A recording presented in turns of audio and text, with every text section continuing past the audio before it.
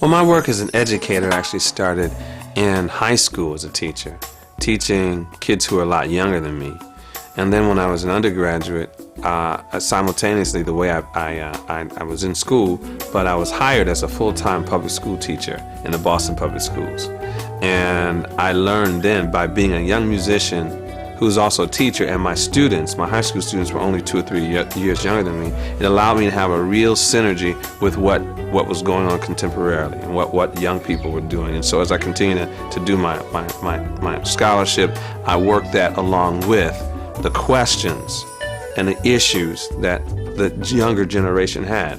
And of course, as I've been teaching now 25 years, the younger generation is really younger. I was a younger generation at one point. But what it has allowed me to do over the last 20 years is to really keep in touch with what's going on in scholarship, but also keeping it here with where the people are, where my students are. And so I enjoy looking at contemporary culture and to bring some insight to that, based on what people are asking from the culture that they're living in at the times, and hopefully helping them to look backwards, to assess where they are, and to kind of create a model so they can kind of have a place of where they want to go.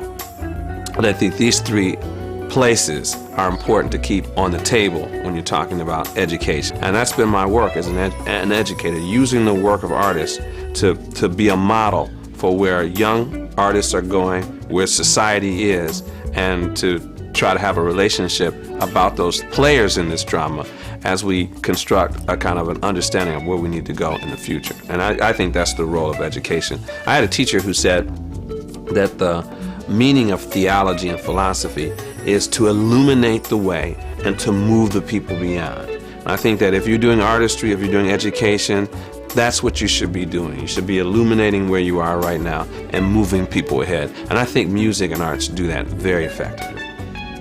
Right? There's a certain way you play with certain phrases. Right? And you hear these, and then you work the phrase. So you got to be thinking about just singing. And sometimes you don't have to always play a bunch of notes.